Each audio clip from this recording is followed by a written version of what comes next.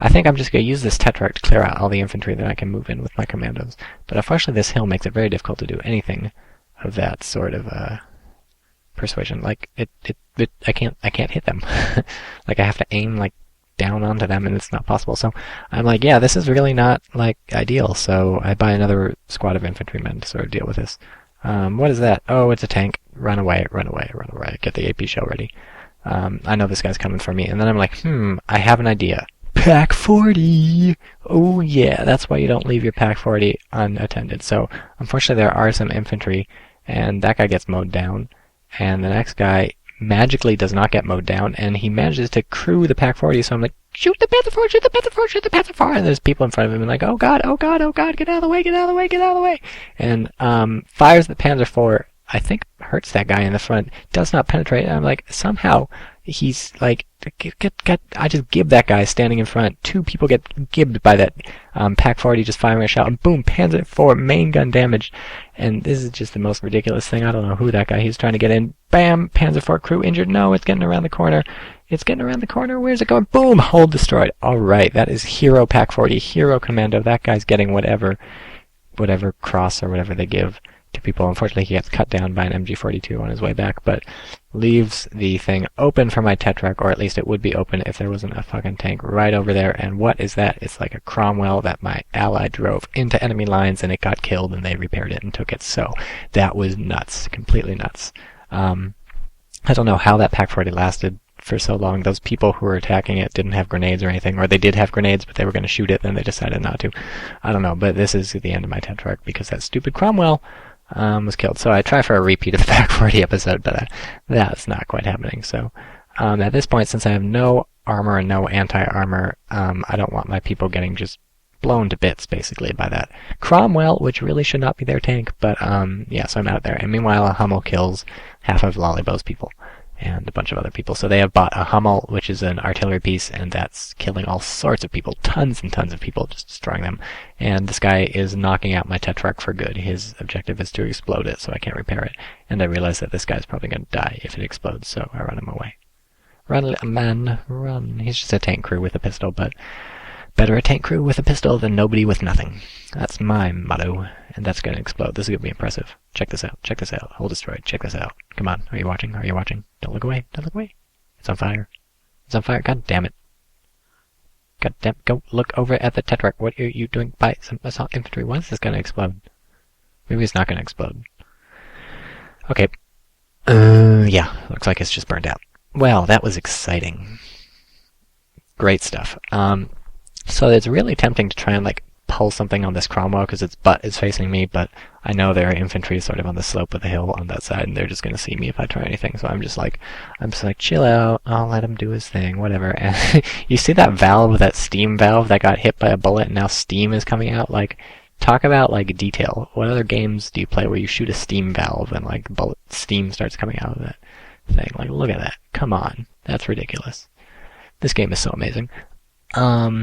But yeah, so we have this Churchill duking out with this Cromwell that I basically guarantee that never happened in real life, but the Churchill gets the better of the Cromwell because it's a better tank and it also gets lucky. So there you go. Not much of a fight there. It's a fight, yeah, either could win, but if you have to call it for someone, certainly call it for the Churchill. And again, the Hummel killing a couple people in its barrage. Hummel, very powerful artillery piece. Careful about those things. So yeah, our ally seems the Blitz 6794 really likes driving tanks into enemy territory. Luckily though, he's not a bad player. He's a pretty good player in fact, so it's not like he just drives straight into enemy territory and always gets himself killed. It's just he's super duper aggressive, and that of course is something I very much condone. I think being super duper aggressive is by far the better option compared to being super duper defensive. But our opponent's really not too bad either. This guy on the right is pretty defensive, although he's doing a good job of defending, except for that Pack 40 incident. The people on the left and the middle, however, are being pretty aggressive. They push forward to Lollybow's point, and they certainly push forward to the middle.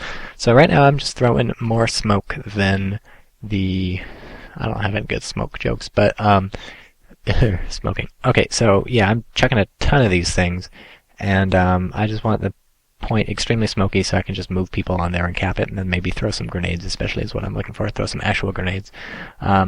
Smoke will certainly obscure you, but once you fire out of smoke or throw a grenade when you're in smoke, I believe people can see you more or less well. And obviously these people not very well concealed, so yeah, I kind of want a grenade to get behind it. It's very difficult to assault these sort of points. People throw grenades of their own volition, and look, it's the Mr. Pack 40. He's moved. Oh, let's go. Let me say hello to you. I have been missing you.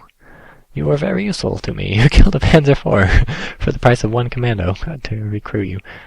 So yeah, it looks like I might not even be able to take this Pack 40 right now, but I'm capping the point, so I don't really care. I have managed to lose like almost my entire squad. I don't know how 8 people died so fast, but the other 2 are around, and I'm scavenging grenades because the more grenades you can throw, the better things go, and the smokes is only going to last so long. And I don't know how he saw me, but he saw me, and now I'm getting shot, and now the smoke is almost gone, and yeah, that sucked.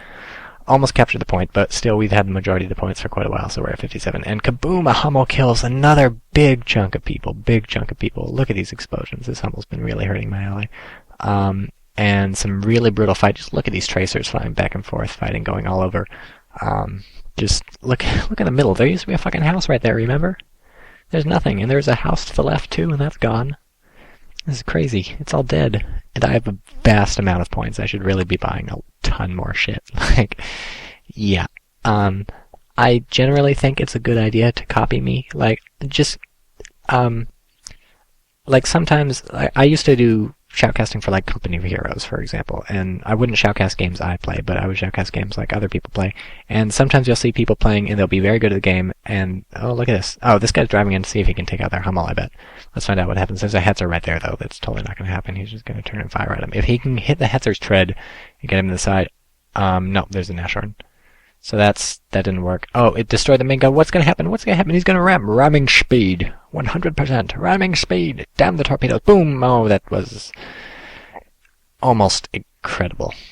Almost incredible. So yeah, you can certainly watch good players, or even moderate players, or even bad players at the game, and say, well, that's a good way to play, but I don't think I should play like that. Like, for example, you could watch... Look, this thing is leaking water all over too now. And it leaks water from the point that you shoot it. That's amazing. So you could watch, like, I don't know, we'll pretend... I mean, Lollybo makes some videos too. He plays basically like I do. He plays a little different. He gets...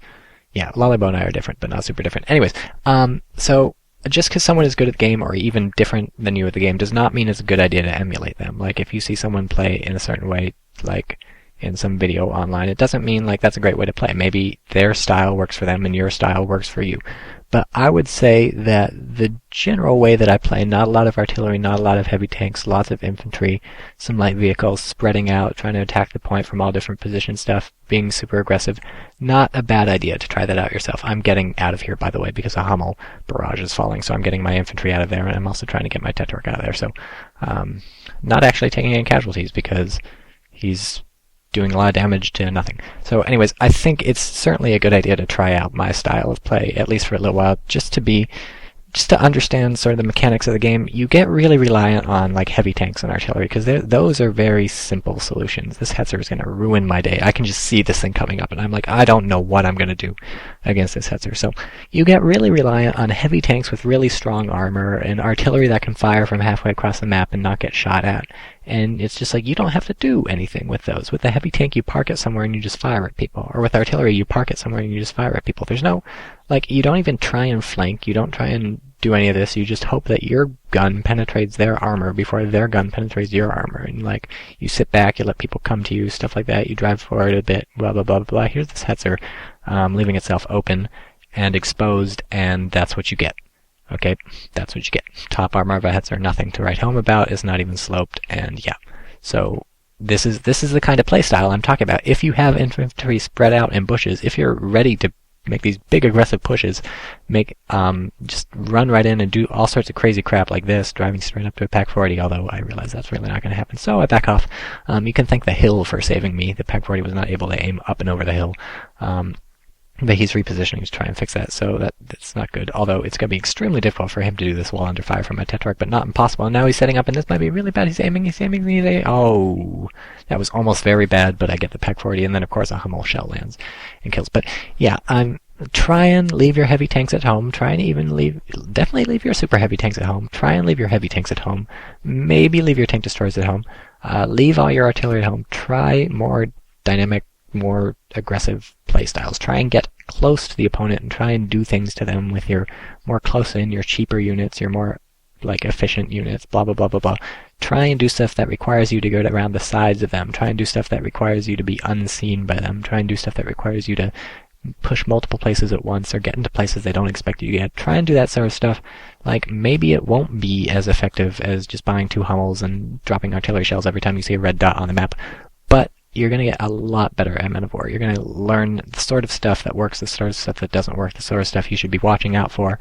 And for everyone who's ever bought a fucking Tiger tank and then just some guy with a bazooka runs around behind it and shoots it in the engine until it blows up, surprise, now you're going to know how that works and you're going to be able to combat that sort of stuff. I mean, more so than me, Lalibo's a pretty big fan of heavy tanks sometimes. He'll buy a Tiger pretty much most matches we play as Germany sometimes. Maybe not every match, but he'll buy a fair amount of Tigers. And you don't have veteran Tigers even.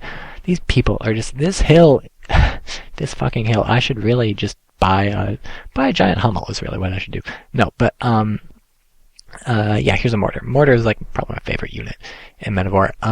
Meanwhile, Tiger knocks out half of Lalibo's special air service soldiers, so that's fantastic. This hill is extremely annoying because it's such a small hill and is a very tall hill, so you have to get right way over the hill. You have to be right and dropping Hummel artillery on his own people. I don't know why he did that. You have to, it's really annoying to assault. You've seen basically the last 15 minutes of this match or something have been me trying to hit this hill, so that's annoying. But yeah, try out a sort of style of play more like me, more like Lalibo, and maybe you like it, maybe you don't. You're certainly going to get a lot better, and you're going to get a lot more out of the game than just buying a super heavy tank and sitting back and watching what happens and seeing if you can punch through the opponent's armor. And you're like, gee, I hope that works. I mean, even if you limit yourself to normal tanks like Shermans or Panzer IVs or something, you're still going to have to learn how to flank and stuff. Get around behind them, get the first shot off, get hidden, stay behind cover or something. Keep infantry supporting your tank. Get hull down. Hull down is when the majority of your tank is behind something like a wall or a hill, and just the turret, the top part is sticking out, so you just fire over something, and so it's very tough for people to hit you. And then you can just back up slightly if you want to be completely out of sight. That is how tanks should fight, not just in the middle of the field like this Tiger. Although, it's fine for him to stick the Tiger in the middle of the field, because at this point it's kind of out of range of most of our stuff, and it's providing fire support. So I'm not making fun of this opponent right here, but stuff like this will happen. Who bought the Archer? The Blitz. The Blitz, just our ally, bought an Archer. That's a tank destroyer. And what did he do? He just drove it up and fired at the Tiger because he knew exactly where the Tiger was. The Tiger wasn't any sort of cover, and bam, he got a penetration, although he only killed some crew members, didn't actually destroy the Tiger. Yeah, I think that Tiger might be largely decrewed. Almost everyone in there is dead. But, yeah, so anyways, I did buy a mortar quite a while ago, and it has finally arrived. So I set up these sandbags not because they'll be useful in attacking. They'll certainly be extremely useless in attacking because they're on the other side of the hill, but because they'll be able to protect my mortar. And at this point, it's got to be in direct fire, basically, to take these people out. And just the shape of the hill is not allowing me to use grenades. So it's mortar time.